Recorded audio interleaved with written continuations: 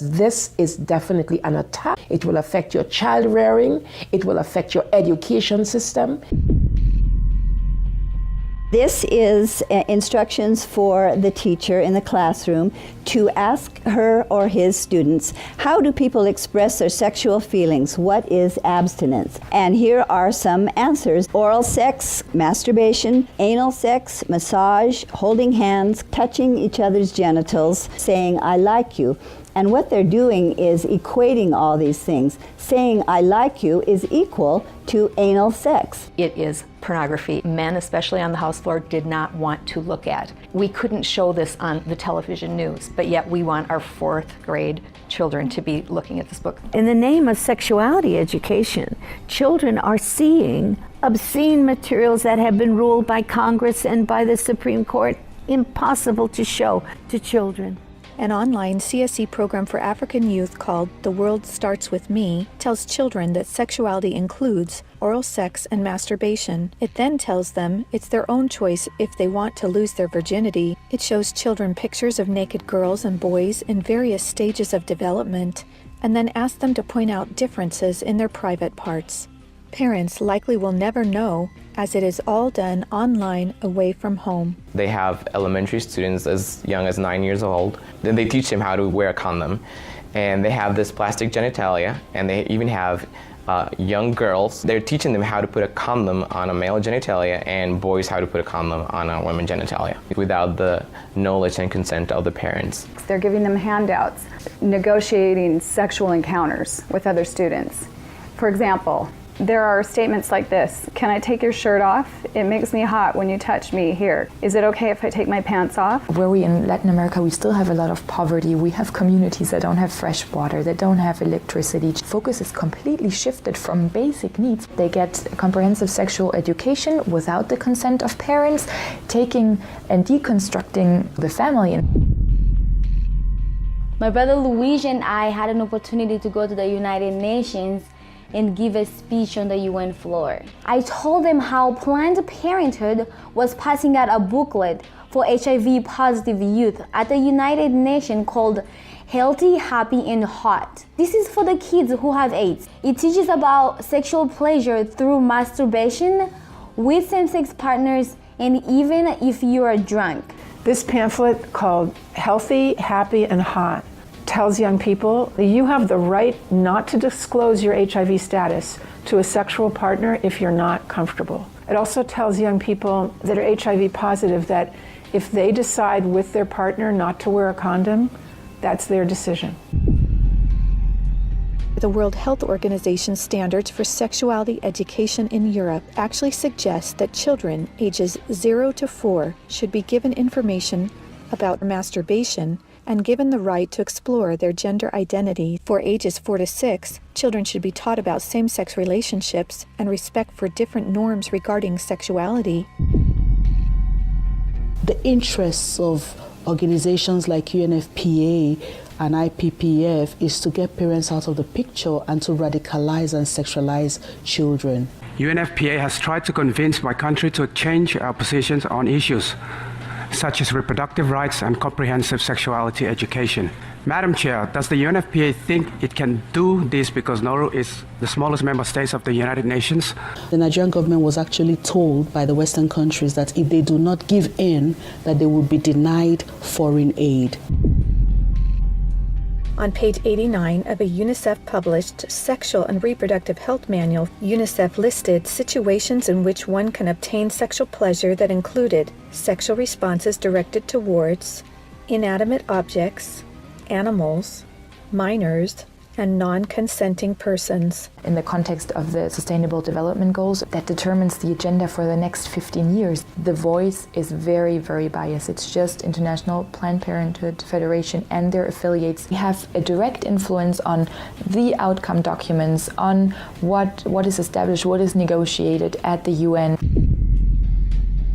Some of the objectives of the UNESCO Sexuality Education Guidelines include teaching children at age 9 about sexual stimulation and the definition and function of orgasm, and at age 15, that both men and women can receive sexual pleasure with a partner of the same or opposite sex.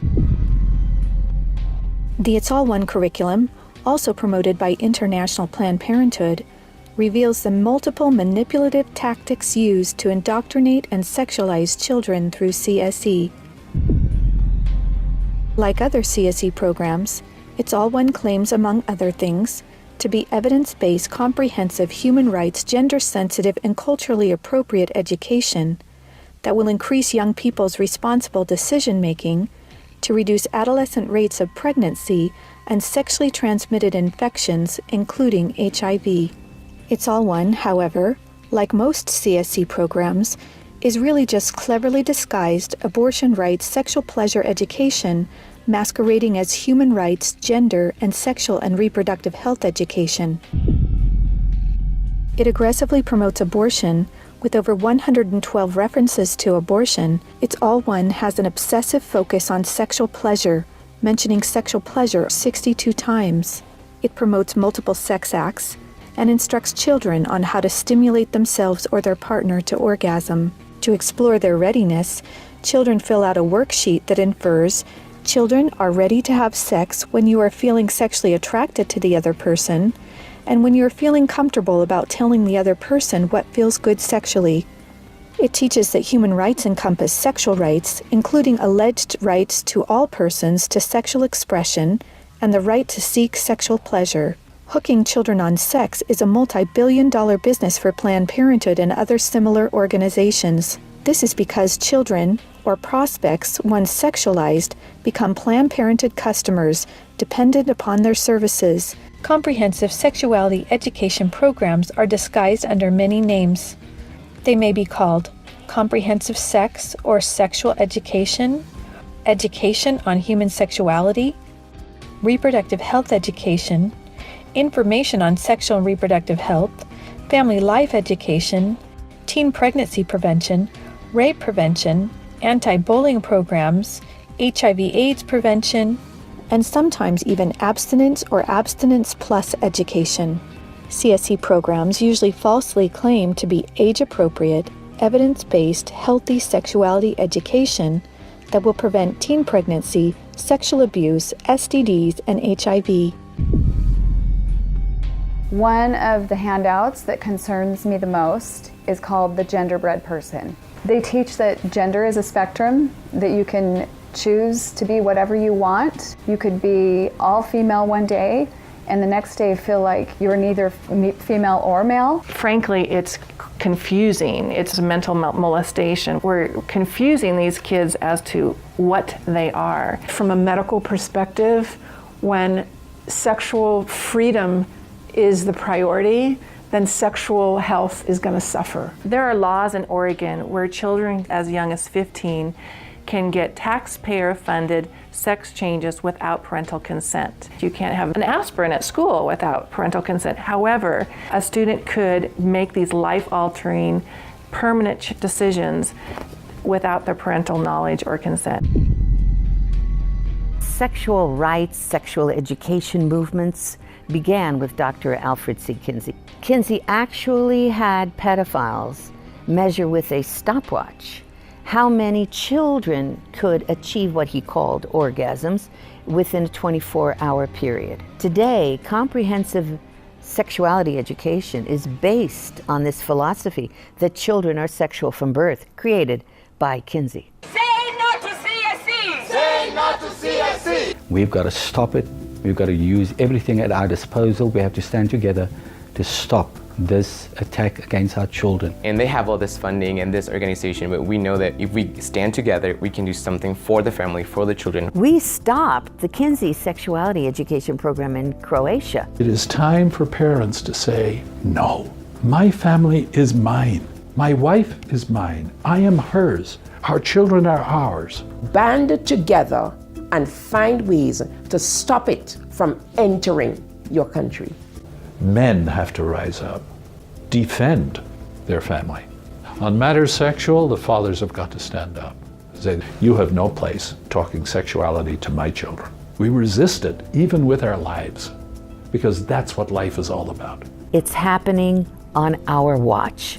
If we don't do something about it, it is all of us that carry that guilt. To learn more and to sign the petition to stop comprehensive sexuality education, go to stopcsc.org. Together, we can and will protect the world's children.